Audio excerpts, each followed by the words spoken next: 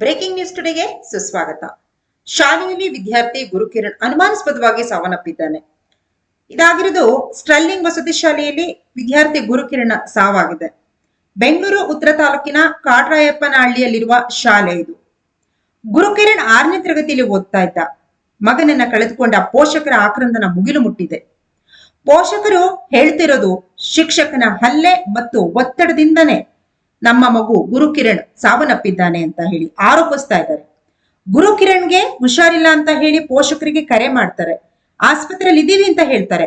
ಪೋಷಕರು ಇನ್ನೇನು ಓಡೋಡ್ ಬರ್ತಾರೆ ಆಸ್ಪತ್ರೆ ಹತ್ರಕ್ಕೆ, ಅಷ್ಟರಲ್ಲಿ ಮಗು ಸಾವನ್ನಪ್ಪಿದೆ ಅಂತ ಹೇಳ್ತಾರೆ.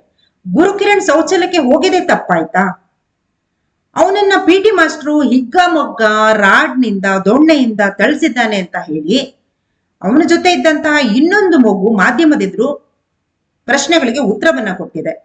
ನಮ್ಗಲ್ಲಿ ಊಟ ಸರಿಯಾಗಿರೋದಿಲ್ಲ, ಊಟದಲ್ಲಿ ಹುಳ ಇರುತ್ತೆ, ನಾವು ಸಣ್ಣ ಪುಟ್ಟ ವಿಷಯಗಳಲ್ಲಿ ಏನಾದ್ರೂ ಸಣ್ಣದು ತಪ್ಪು ಮಾಡಿದ್ರೆ ನಮ್ಗೆ ಪಿಟಿ ಮಾಸ್ಟ್ರು ರಾಡ್ನಿಂದ ಮತ್ತೆ ದೊಣ್ಣೆಯಿಂದ ಹೊಡಿತಾರೆ ಅಂತ ಹೇಳಿ. ಈ ಗುರುಕಿರಣ್ ಸುಬೇದಾರ್ ಪಾಳ್ಯದ ರಾಘವೇಂದ್ರರವರ ಮಗ ಇವನಾಗಿರ್ತಾನೆ. ನೋಡಿ ಏನ್ ಕರ್ಮ ಅಂತ ಹೇಳಿ.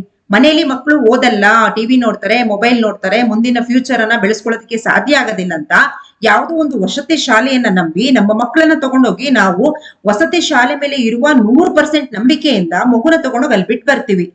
ಆದ್ರೆ ಅವ್ರು ನಮಗೆ ನಮ್ಮ ಮಗುನ ವಾಪಸ್ ಕೊಡ್ತಾರಾ? ನಮ್ಮ ಮಗು ಹೋಗಿದೆ, ಪ್ರಾಣ ಕಳ್ಕೊಂಡಿದೆ, ಮಗು ತಲೆ ಸುತ್ತಿದೆ, ಮಗು ಅಲ್ಲಿ ಬಿದ್ದಿತ್ತು, ಇಲ್ಲಿ ಬಿದ್ದಿತ್ತು, ಹಂಗಾಗಿತ್ತು, ಹಿಂಗಾಗಿತ್ತು ಅಂತ ಹೇಳಿ ನಮ್ಮ ಮಕ್ಕಳನ್ನ ನಮ್ಮ ಕೈಯಿಂದ ಕಿತ್ಕೊಬಿಡ್ತಾರಲ್ರಿ.